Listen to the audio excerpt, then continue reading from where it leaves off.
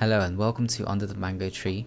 This series explores streamers' personalities, what it means to be a content creator on Twitch, and what their outlook is on the future of these brands.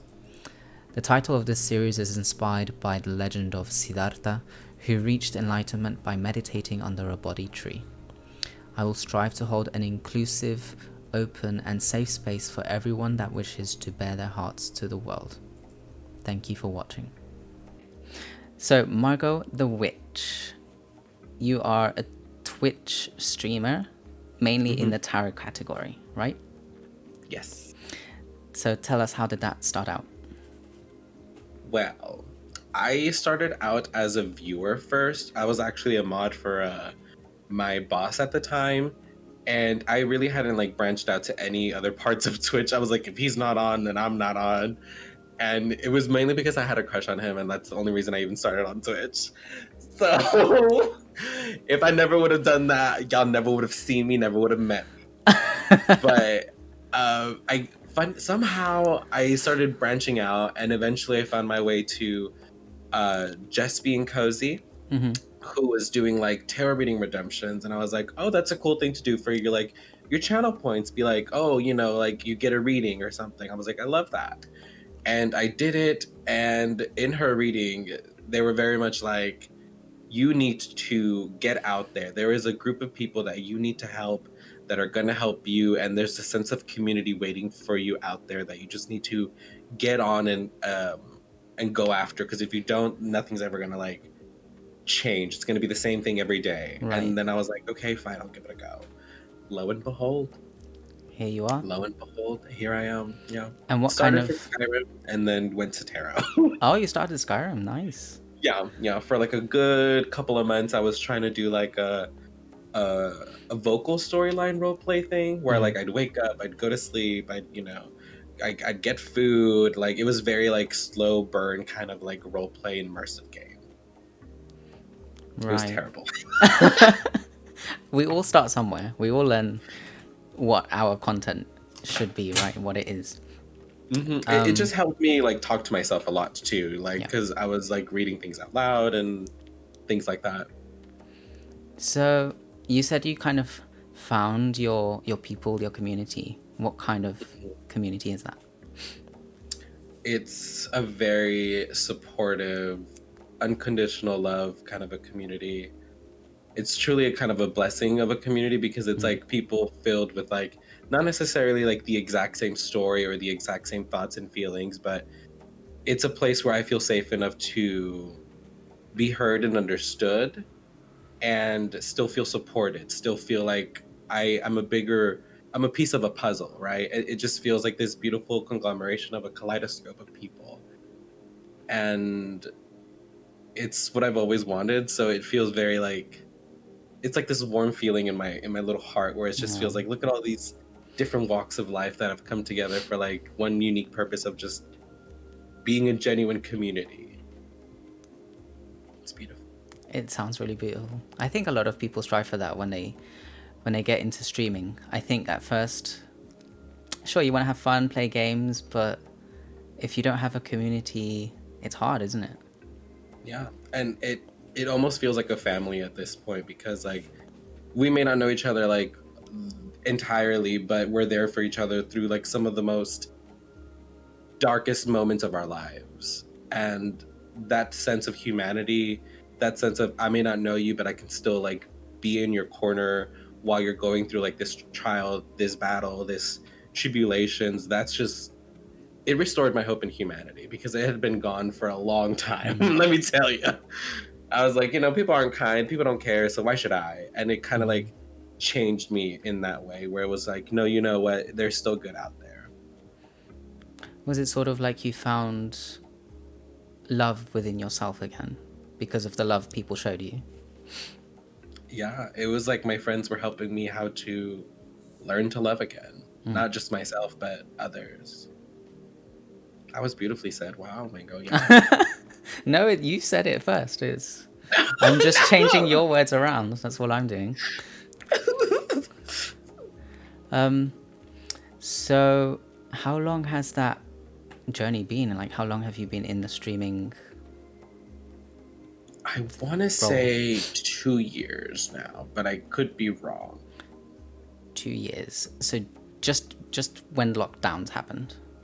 Yeah, around there, like, was when I really started getting into the streaming of things, because I was like, I'm not doing anything. I'm already going to be playing video games anyhow, so like might as well, stream it to somebody.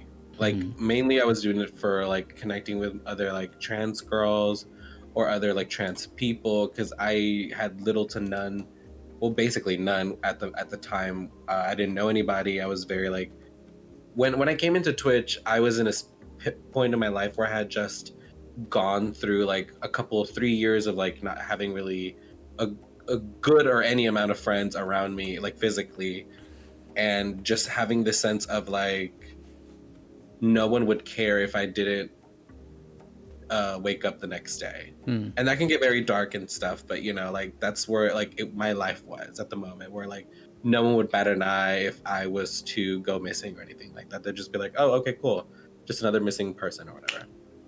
But now there's more like of this sense of like people genuinely caring about me and wanting me around, and that's been very like life changing, because it really just like rewires your brain in a way. It's work, but it kind of helped me be able to do that. I don't know if I answered the question. No, yes. Don't worry, yeah. No, I would agree. It changes you in ways you wouldn't expect it to. Yes. Especially yes. with these are people you don't know. They're on the other side of a camera somewhere or a screen, and they touch your life in some way. It's just changing, transforming. If you would have told me like that I would have had friends all over the world, I would have looked at you and said, you are a liar. Like, I don't even have friends in the town I live in. Like, who else out there in the world would care about like little old me? And I have friends like in the UK, in France, in all Canada, all over the world. It's truly a beautiful thing, a beautiful feeling to feel so connected to the world. Did this sense of connection help you to find friends in your local area, or are you still struggling? Yes. Yeah. No, I found a family as well, like within like the area that I'm living in. It was like very short lived, unfortunately, but I found like a community of trans women, and they became like literal family to me. We would go outside in public. We would just go to the park and just hang out, and it was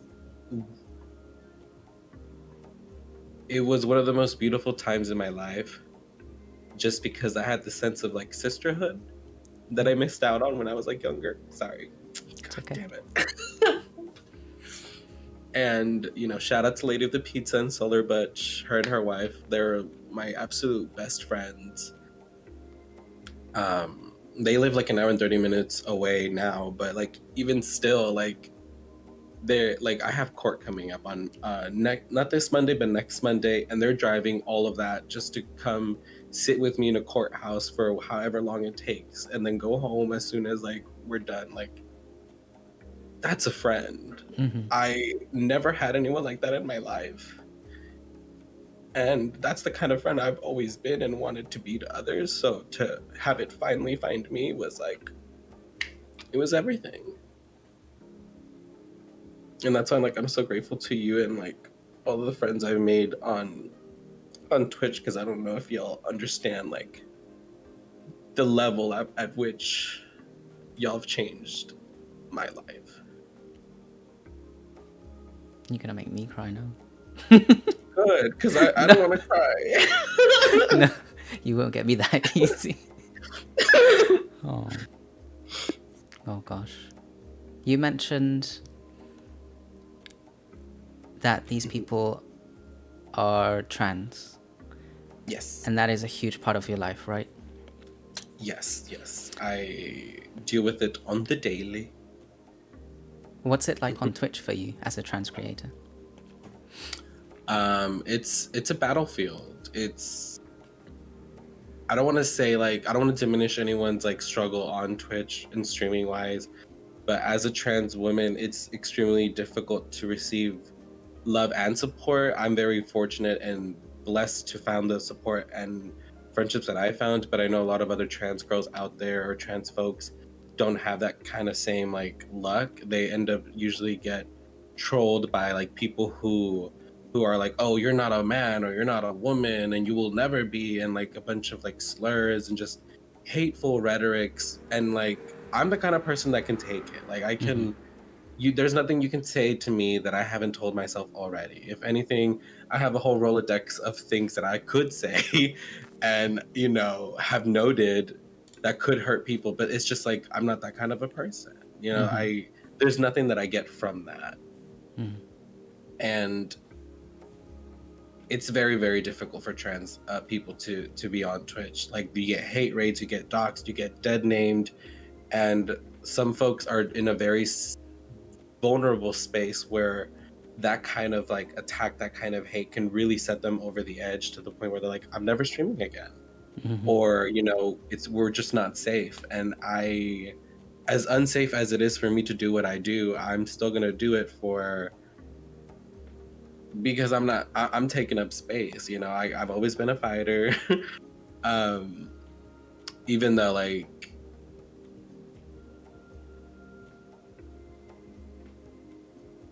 it's difficult. It's It's difficult. I'm difficult. going in circles. No, it's okay. It's okay. I can't pretend to understand because I'm not trans myself. We fall under the same LGBTQI plus umbrella, but everyone has their own struggle and their unique perspective. Right.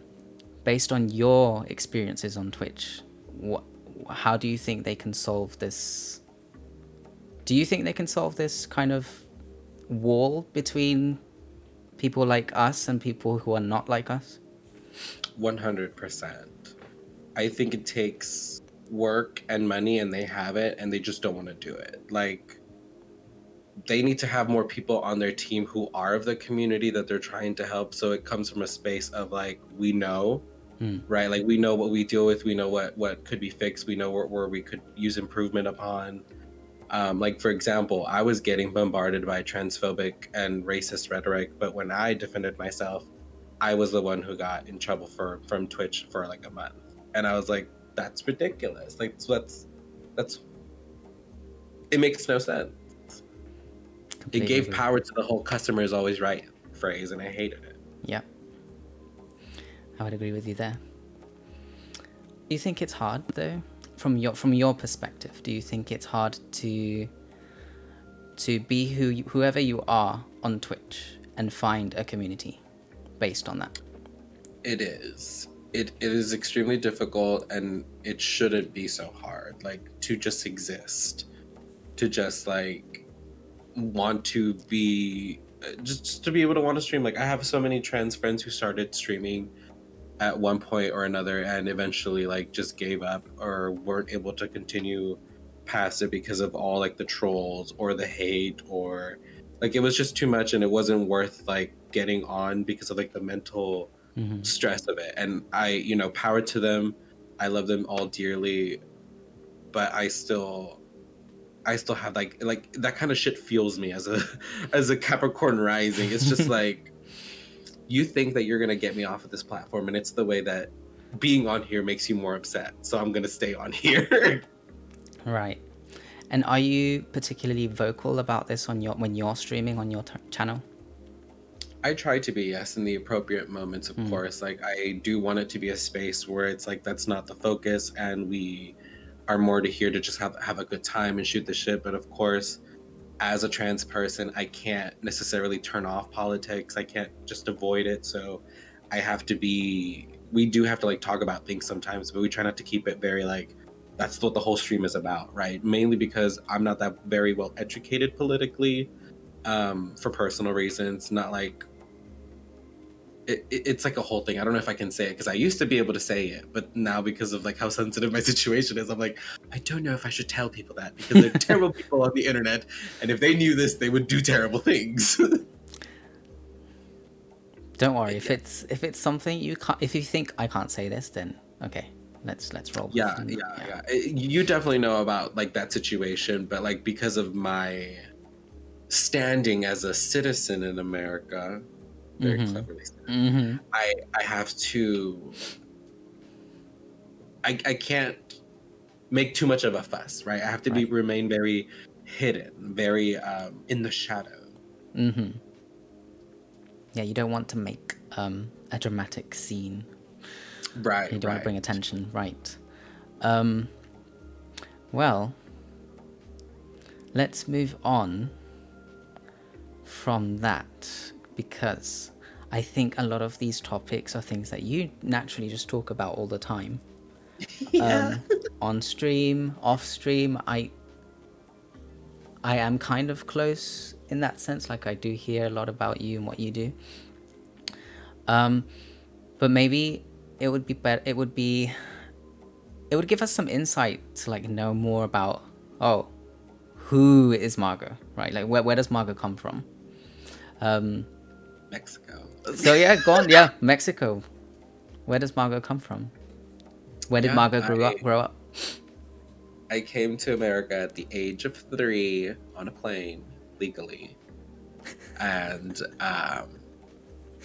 being a child of immigrants, we're raised very like precautiously.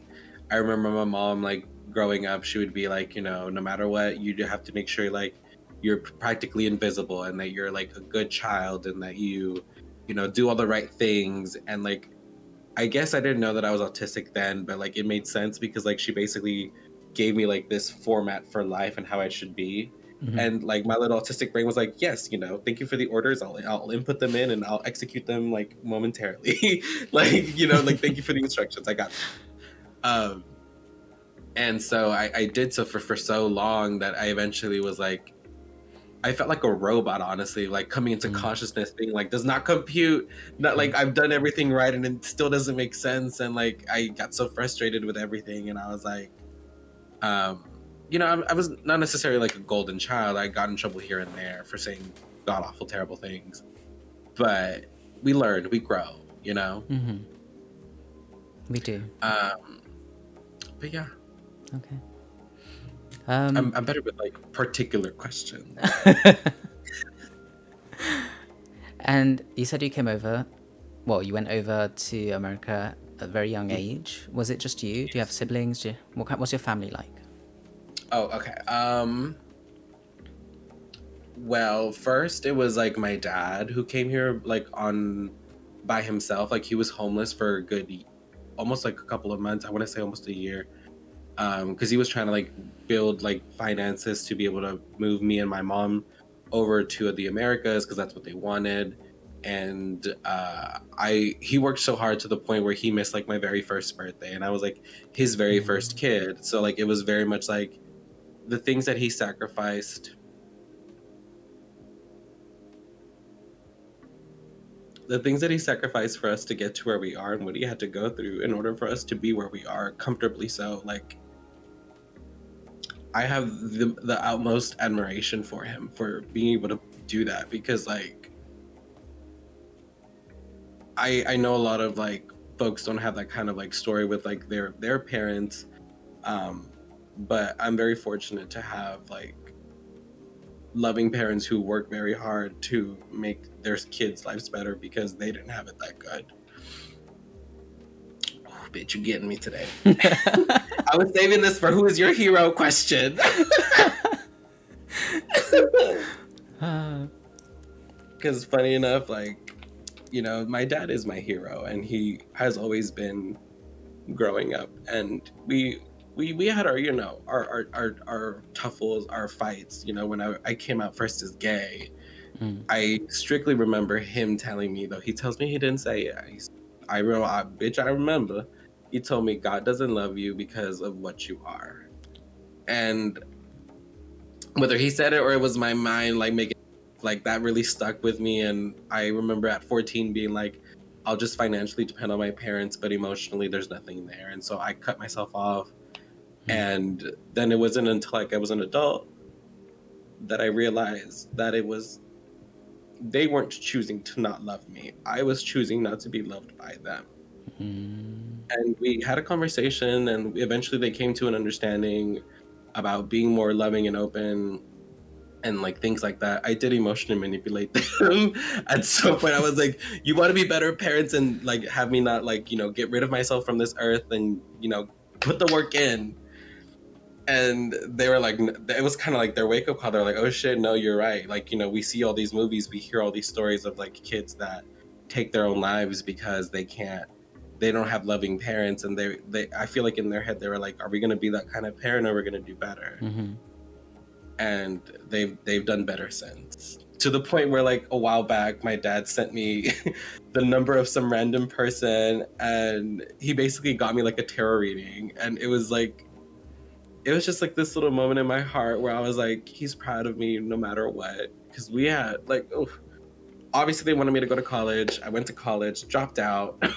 They spent a lot of money. They did not like that. And at the end of the day, I just want to make them proud. And now I want to like make sure that what they went through and what they did was worth it. Even though they have like 2 other kids. my little brother, my little sister, the little good children. Is that because you're the eldest that you feel that all the burden is on you to be the star?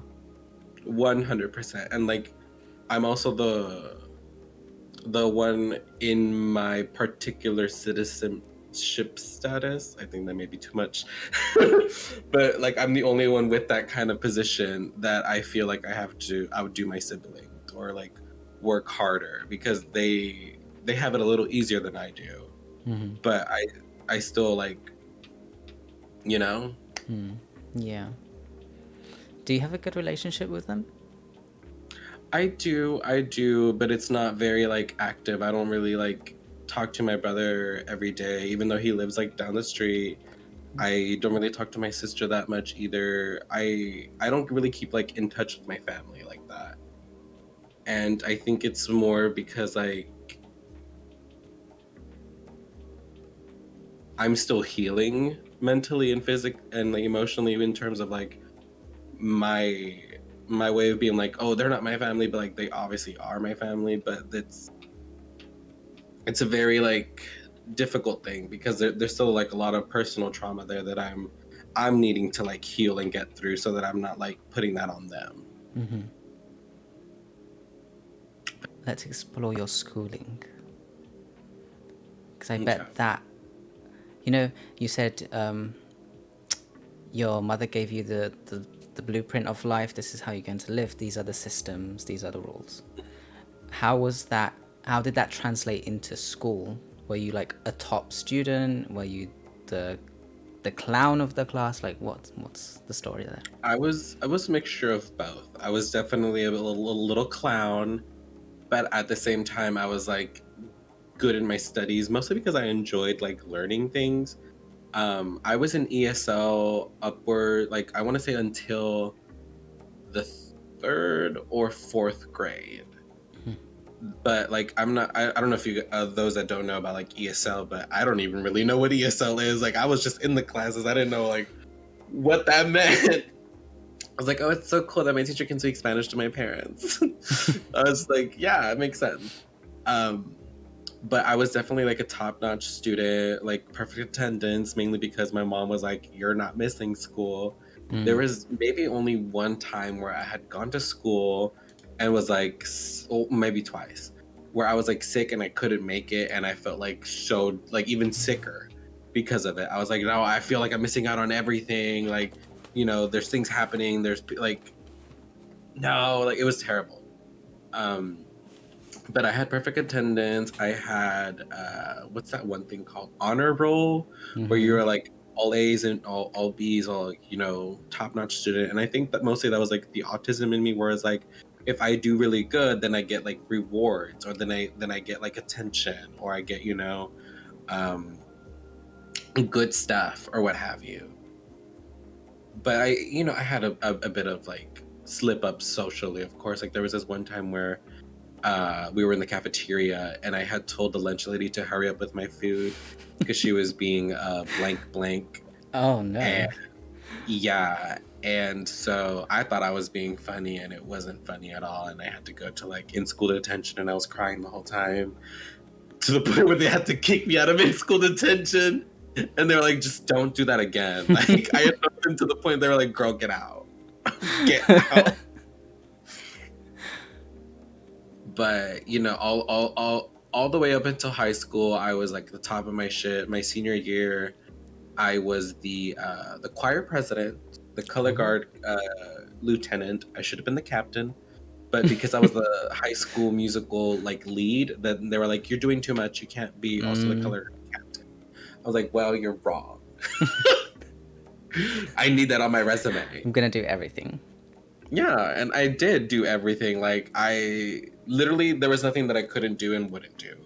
And I felt so powerful, honestly. And to the point, I was such a good two shoes. I didn't do drugs, never drank, never snuck. Well, I snuck somebody in once, but my parents thought I did it all the time. Like, in their mind, I was like a terrible kid going out there, like doing God knows what. Literally, I was at school like till practice.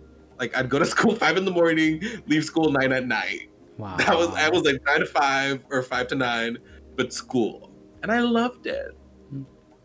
But coming into college, I didn't have any of that structure, any of that, like, you have to, or like you'll have consequences.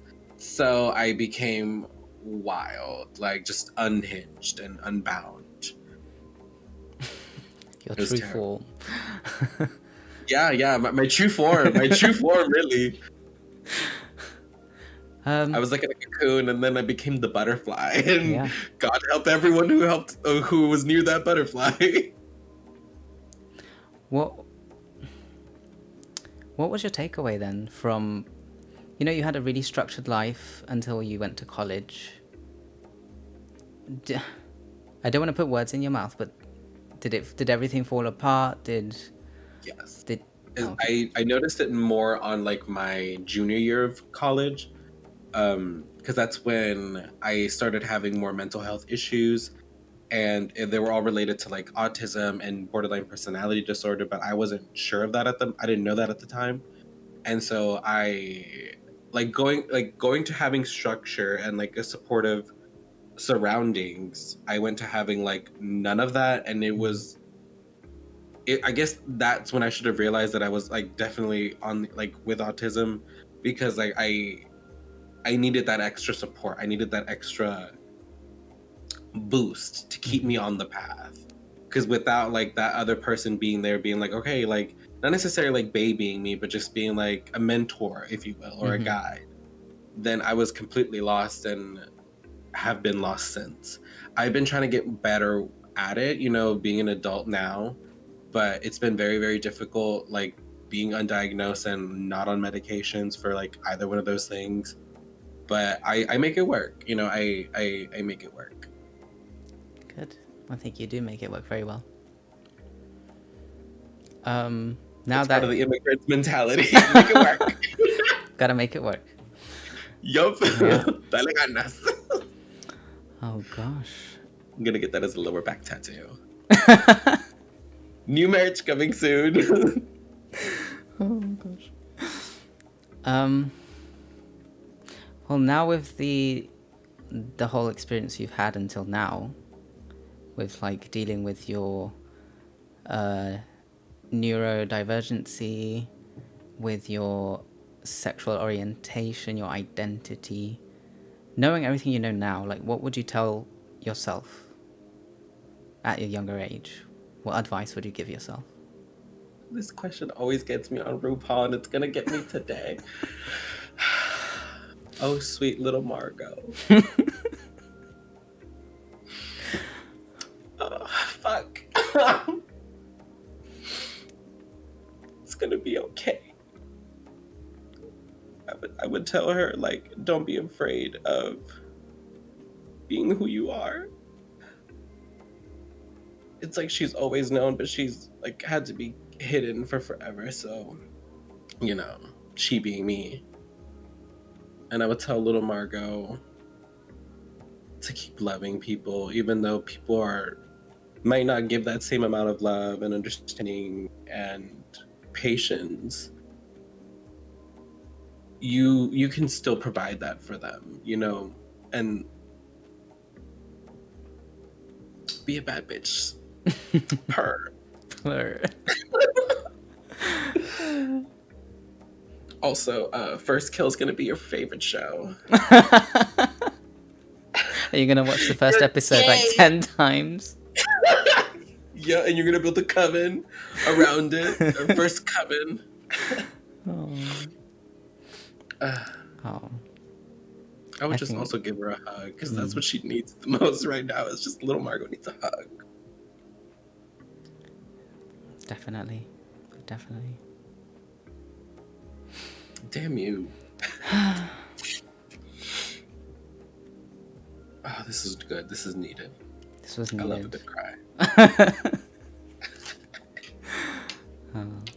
I think a question I'm curious about is, through this journey that you've had from childhood until now, was that journey what awoke your spirituality, or did you find it in a different way? It's always been around me, because I remember cartas españolas, like Spanish playing cards. I used to have like a deck of them, and I would just play with them for like hours on end, and my mom didn't get it and I didn't get it either, because I would just lay them out and like put them like in a spread like formation, where I'd be like, oh, like, you know, I'm gonna put all the coins here, or all the espadas here, or todas las bastos over here, like, and I'm gonna mix them around because they look like what matches this and that. And it was just like this weird way of like my brain knowing it was spirituality without it being like it's spirituality. And I did come more into it towards like my college years. That's when I first bought like my first tarot deck. I was like friends with someone who is very like witchy, and I'd always wanted to be like more witchier, because I've always known in my heart.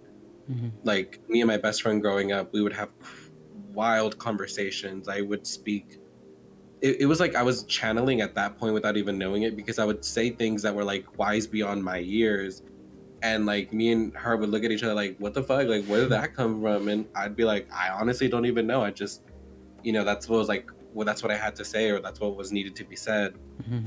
And I'd always had like that bit of a gift, so I definitely pursued it more in college when I made a friend, because I never had anyone to like teach me, and I always wanted to have someone be like, oh, come here, girl, you know, like, this is how we do the witchy stuff, this is this and that.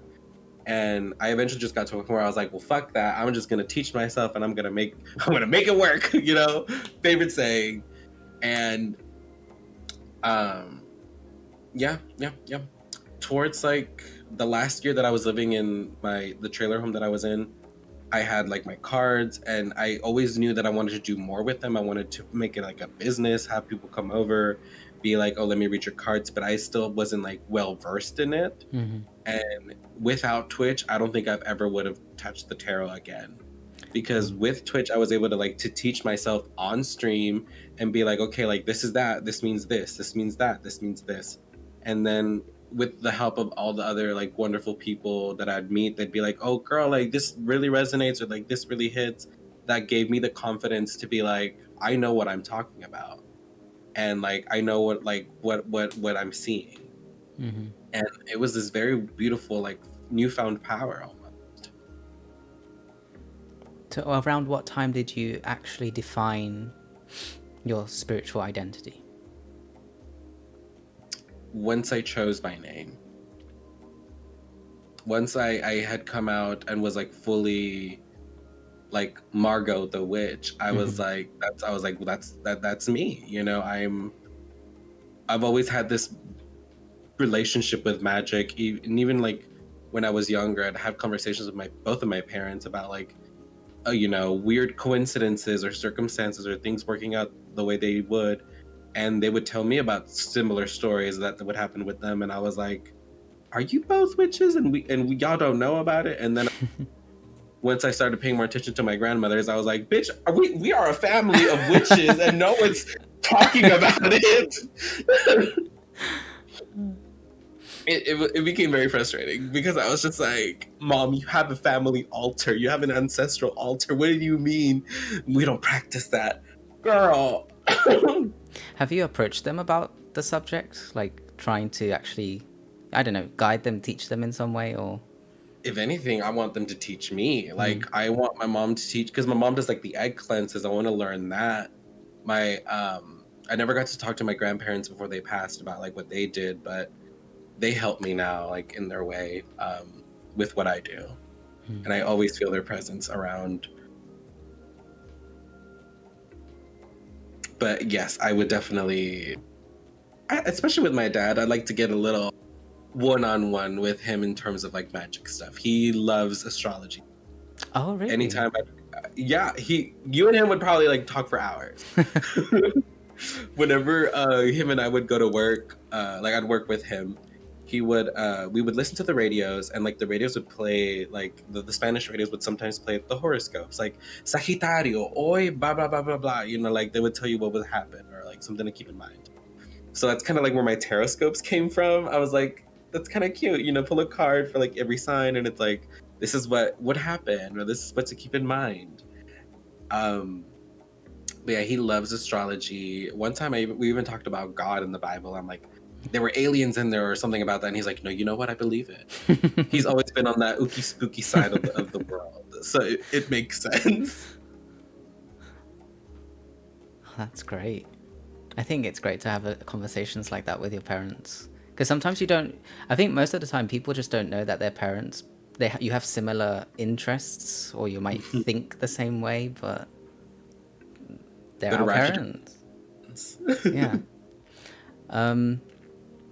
What about you? What's your take on, because I know you're a witch, but witches don't always do things that fall outside the realm of witchcraft, for example. So astrology or like other spiritual practices, what's your take on those? Let's start with astrology.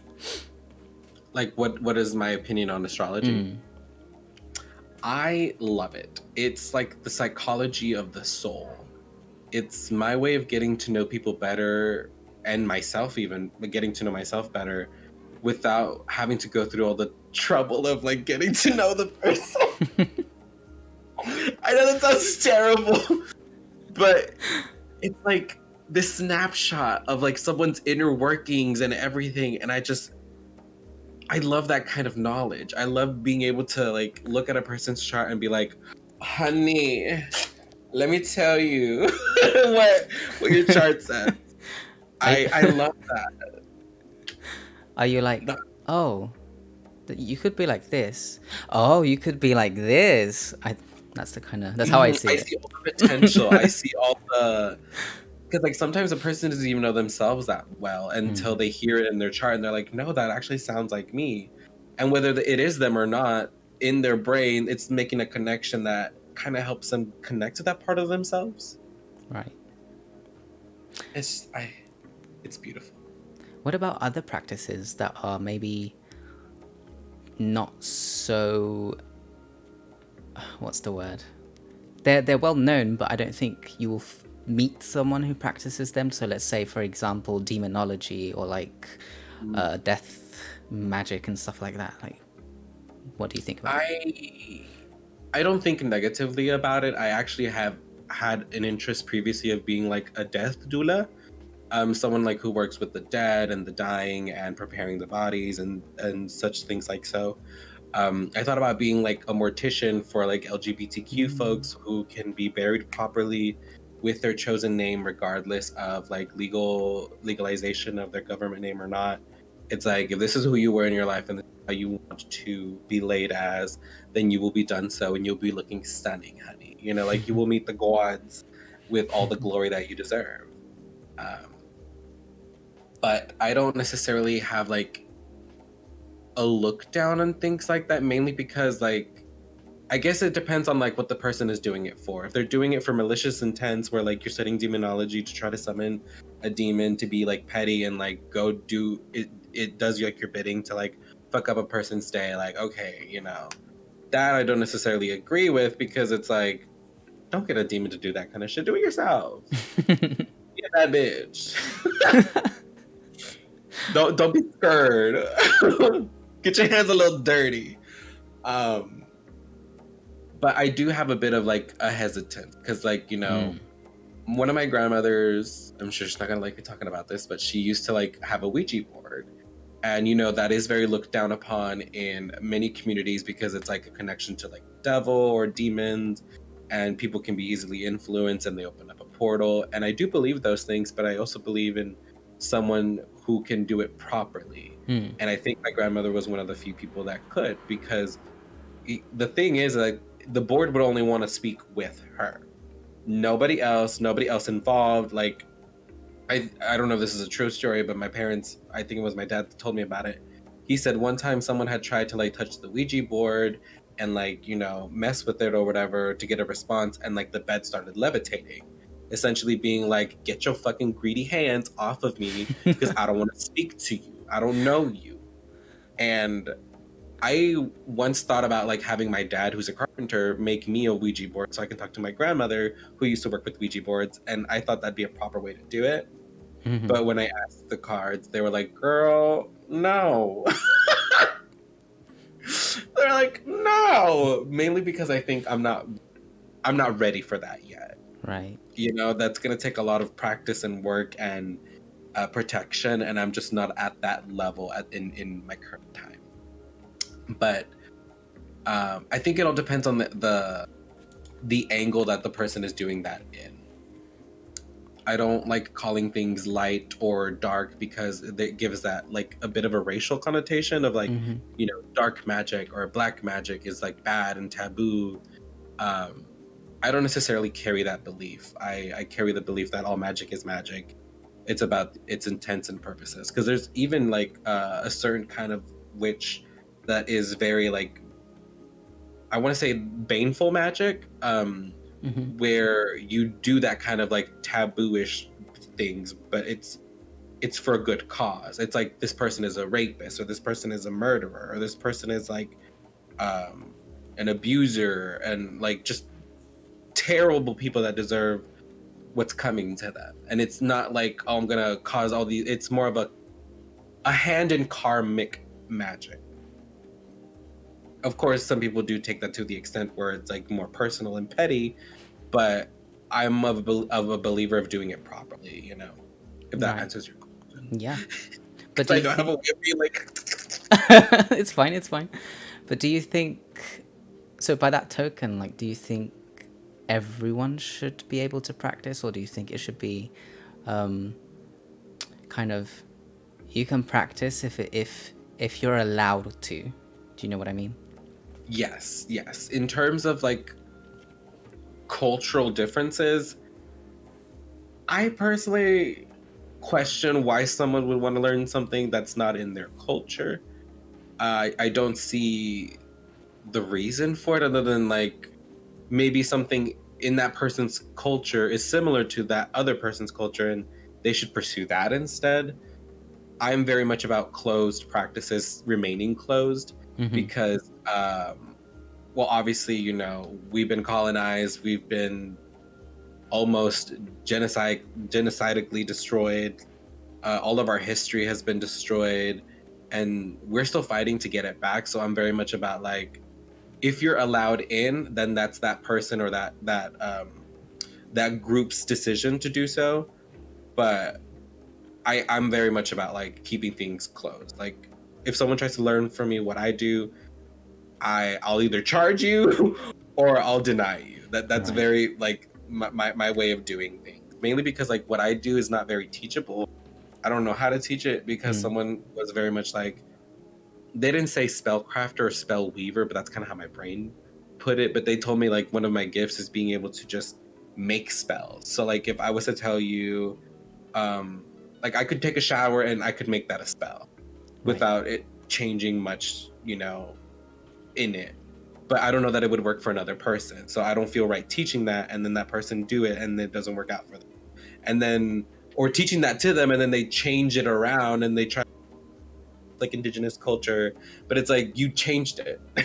you didn't like take what was given to you. You said, I'm gonna take what works for me and I'm gonna add and embellish here and there. And that's what I always like hate when it happens. Um, so yeah, that's why I'm very much about close practices. And if you're learning about something, make sure it's about like from the people that you need to learn it from, and you're learning the actual thing and not like what you want to learn. And you know, like you can't just pick and choose. Sorry. It's okay. You're really passionate about it. I do. So what would you suggest to someone who's starting out on their spiritual path?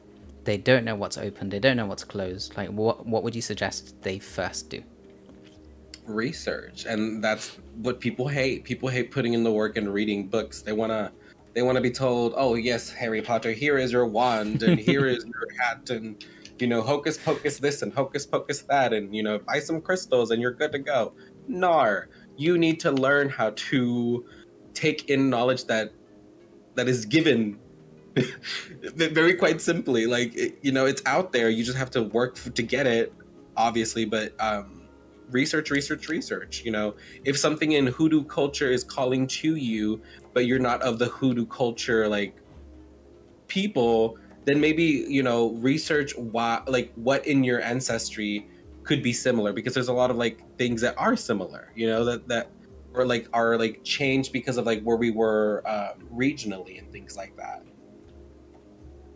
So that's why I always recommend research, because a lot of it is very folk magic, or I want to, not appellation, but folk magic. So it does tend to be very like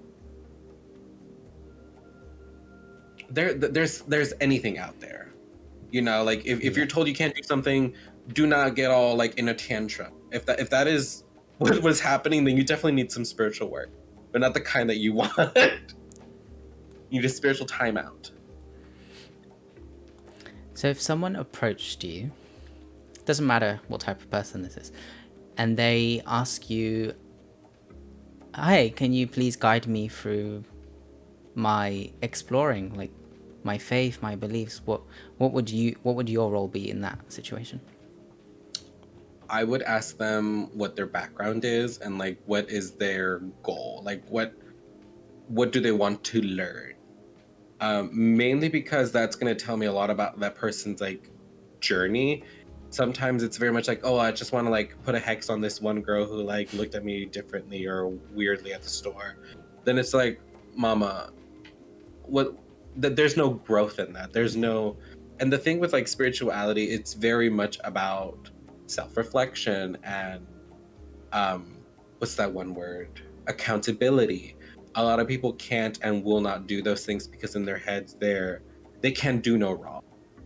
And unfortunately that's not the case. We're all human. We're all susceptible to having flaws and having fuck ups, and that's part of being a grown up, is being able to look at those fuck ups and be like, no, you know what, I could do better, and I fucked up.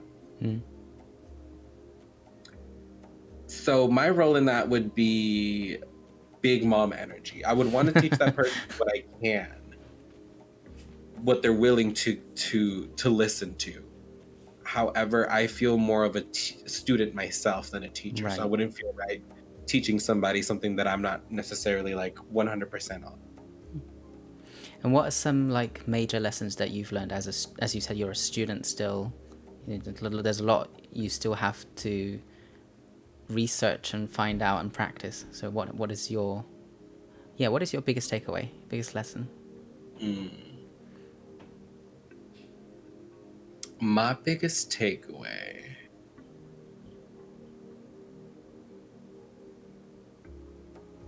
I guess, is it's very much like the consequences of your actions. Like if you're gonna do a petty hex or things like that, just be ready for what is to come. You know what I mean? Like don't dish it if you can't take it, kind of thing. Because in my perception, in my reality, the way that hexes or like, you know, things like that work, it's like you're standing on one side of the pool and the other person's on the other side of the pool, and the hex or the jinx is like you trying to get water on them, right? But all you have is like this big rock, and that's the only way that you can get them wet, is by putting the rock in the water, making a splash. You're gonna be successful, of course, right? It's gonna cause what you want it to cause. However, you can't necessarily channel it if you don't know what you're doing it, so it's going to spread out in the surrounding area, and you may get a little wet yourself. So being able to know how to like cleanse, how to protect, it's very much like Skyrim. You know, the first spell you learn is protection, protecting yourself from the things that are around you. And I that's like my biggest takeaway is learn the basics. People don't like that. They want to jump to the advanced. They think they can go to like the end of the book, and it's like that's great and all. However, you miss out on this entire journey of things that you may have didn't realize you didn't know. You know, like you cut yourself the opportunity of growth. And so there's a lot of things that I'm saying at once. That's fine. So you're saying there's like a huge backlash to what we do. It's sort of like for every action there's an equal and opposite reaction. Very scientific. I take a very scientific approach to magic, and it's funny, you know, it's very Newton's law, very much that. If I do something, there is going to be a chain of events that cause and effect, mama. Great. How has your, so yeah, just moving on a bit, how is your spirituality guiding you now at this present time? It's helping me make the right choices and become more confident in myself. I've been more in tune with my intuition, and of course there have been moments where I think I know better than my higher self, and I'm quick to be reminded that I don't. I am quick to reminded to learn to listen to my gut instinct and to learn to listen to the readings that I'm given. Funny enough, it's just difficult because you kind of want to give the benefit to the universe, right? You'd be like, you know, I know this fate, that means I can change it. And so we try to change things, and sometimes we can't. And that's not our fault, and that's no one's fault, but you know, the cards fall where they will. We have to learn I'm learning how to be more receptive with my cards again, because I took like almost like 6 months of a break where I was just like not really doing readings even on myself. And so I kind of came back to a impulsive side of me where I was like, oh, I'm just going to do what I want on a whim. Whereas before I would use like the tarot to be like, okay, you know, my sun, moon, my rising, this card for this card for that, this card for this. And it would give me, again, that bit of structure mentally, be like, okay, keep this in mind emotionally. If something happens, it's tied to this, you know, like a way of grounding myself truly. Right. And I need to go back to those basics, grounding myself and protecting myself from unwanted auras. That's interesting. Unwanted auras. I feel like we find a lot of those, especially online. Yes. And it's difficult to protect yourself from like an online presence because they're not physically there, so you don't always feel, but you feel the energy seep. You know, you feel the lingering odors, if you will. Do you before a stream, like whatever your ritual is for like going live, just before, do you put down protections? Do you do spells? Like, I do spells, but I should do more protection spells. The kind of spells I tend to do are more to help me like with the goal that I have in mind for that stream, which usually tends to be like financial assistance.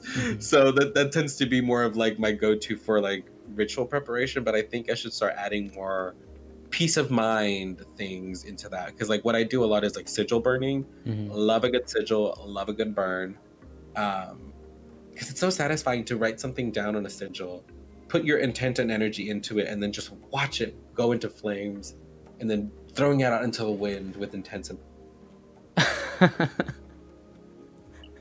You do that a lot, don't you?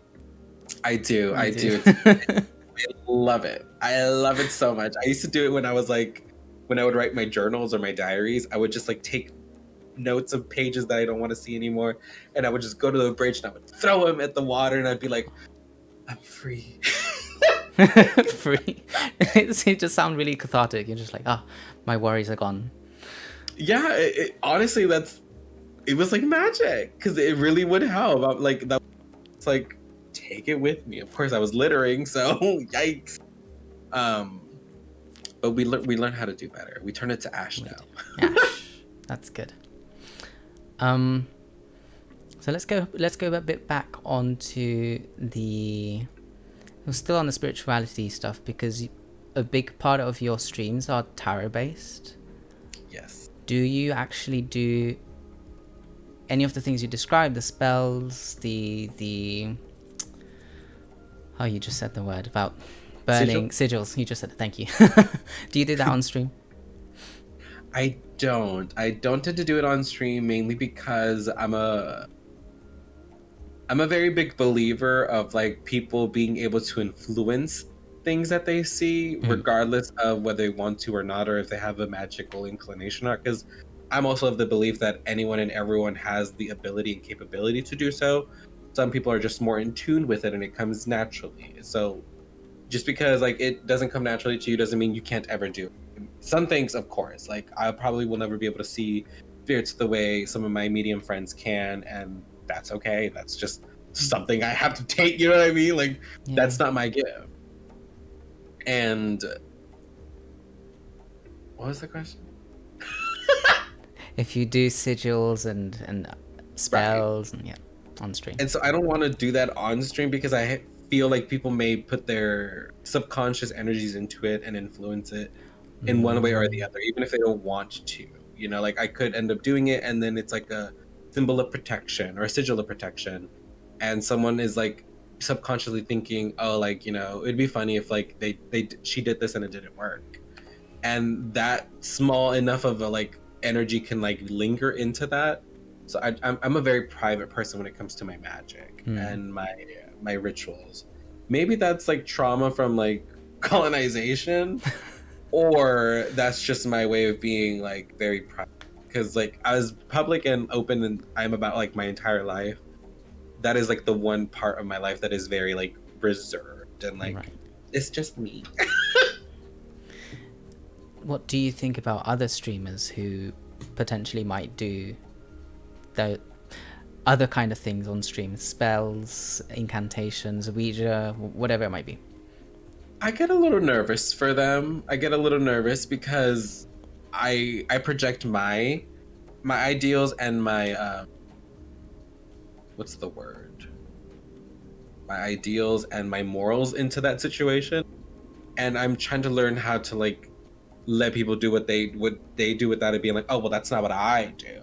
You know, because we all do things differently.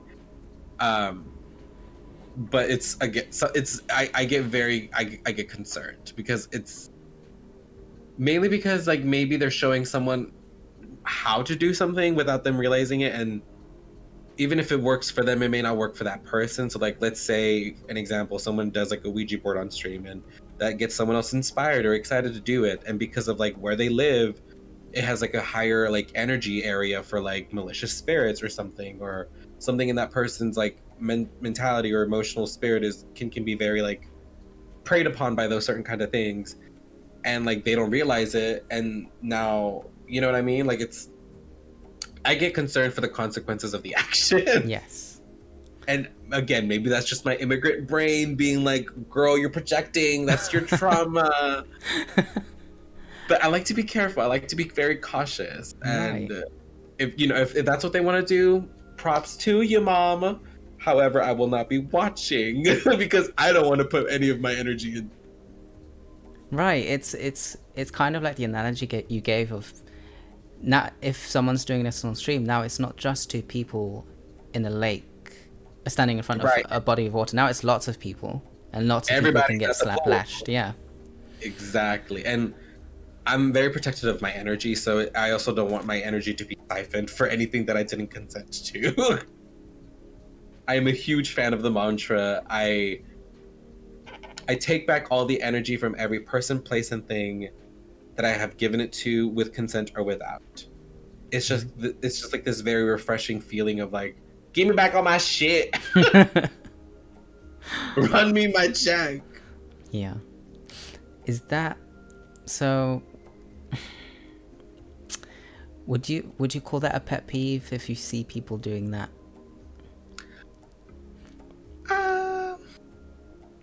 Possibly. I think so. Just because, again, it depends on the person, but I feel like more people try to do it for like the views or for the attention or for like, like, oh, this person's doing a spell on stream, let's everybody go watch because that's so cool and aesthetic and stuff.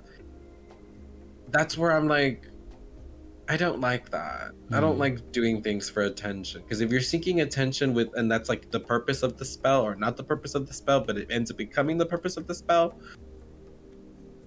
you know what I'm saying? I don't like it. I don't like it. That's fair enough. It's a pet peeve. I don't like it. We got there. We got there. You got it out of me, Oprah. You got it out of me. Oh my gosh. So what is your specialty now? Is it still tarot on stream? Are you trying to veer away from that? I would definitely say it is still tarot.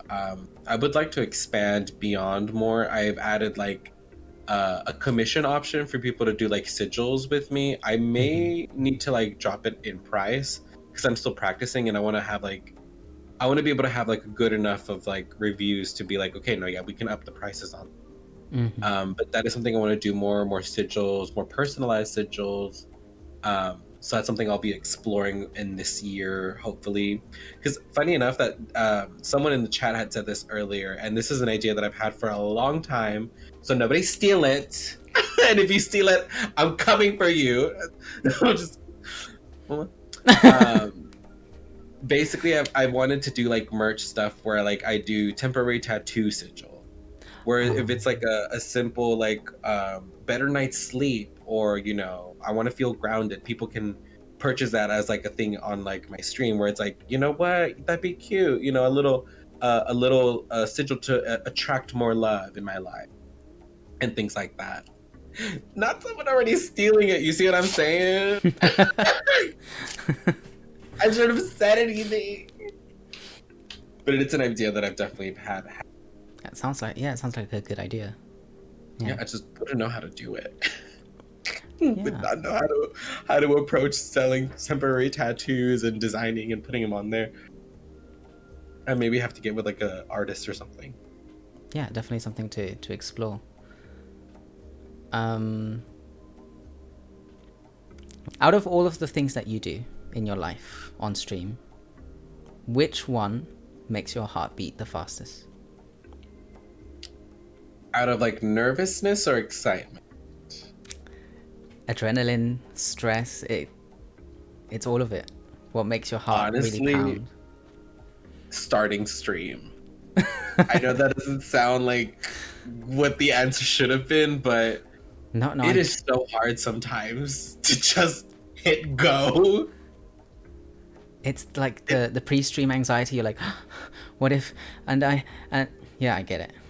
It's the hardest to get through, honestly. Like sometimes I literally start stream and walk away and like look in the mirror and like chill out for a second, and then like get water and walk around. And by the time I come back, I'm like, oh shit, we on in 5 minutes, like, or like 5 seconds. Like, let's sit down and hey. Like I give myself not time to think, because that's when I have issues, is when I start thinking. The self-doubt. But it's like, what do I want to stream today? Maybe not. But what if I just move it to tomorrow? Like, it doesn't matter. No one's gonna come anyway. And it's just like, I was like, first of all, where is all this coming from?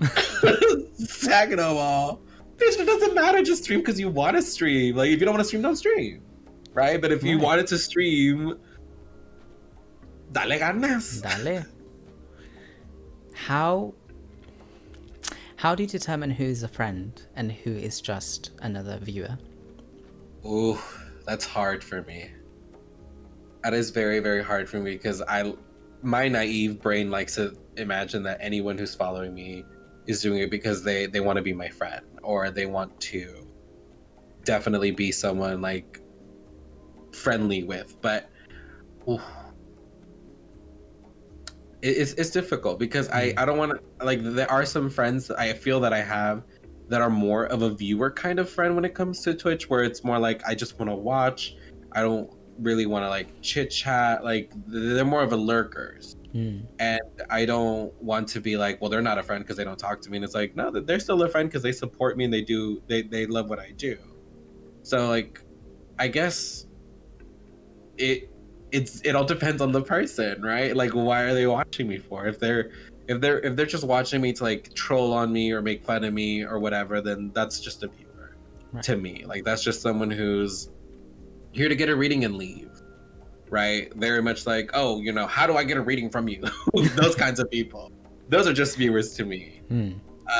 If someone lurks in my chat, if someone retweets anything of mine that's very important to me, as you see on my Twitter, I feel like I like to think that they're all friends, or like would like to be friends with me, or are friendly with me.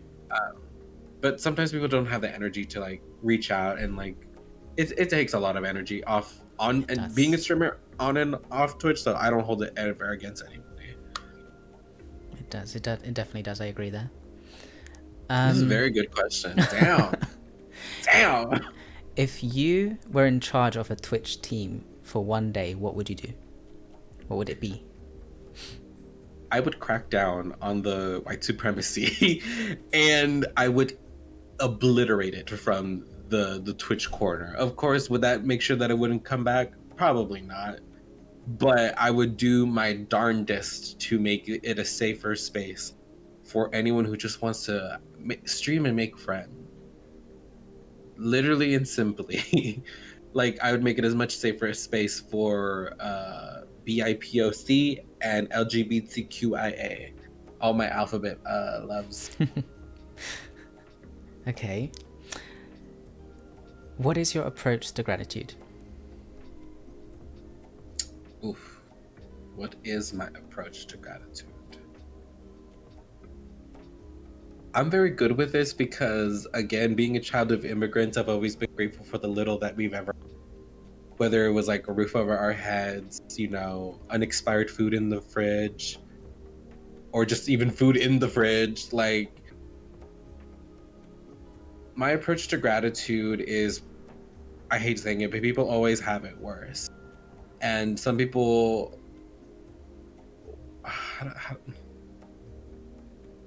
I'm grateful for the little things and for any. I don't know how to answer this question. It's fine. What about when you receive gratitude? What does that mean?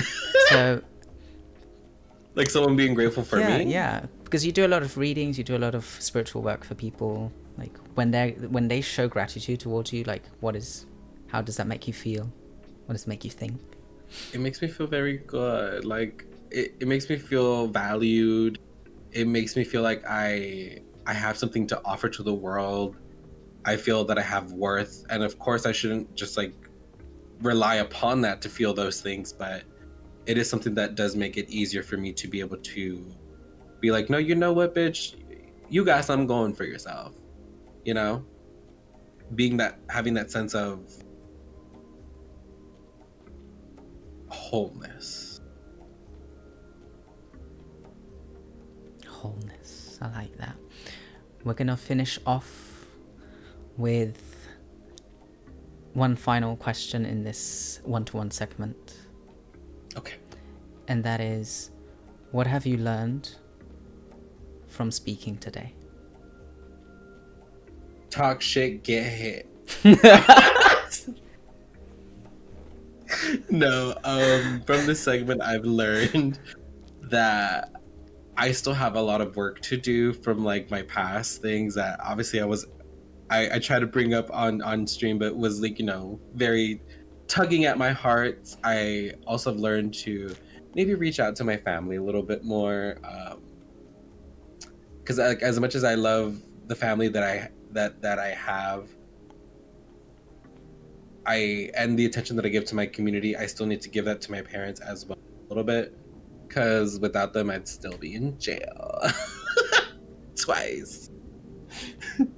So I gotta give it to them for that, I need to pull my weight as a child of the immigrants. Okay. Yeah, that's the end of our one-to-one segment. So what did you think about the interview? If you have any questions, any comments, please leave them below in the box below. And if you have any more ideas that you'd wish to share as well, You can find all the links below for YouTube, for Twitch, and for Spotify links as well if you just like to listen to the audio. And again, thank you so much for being here today. Have a great one.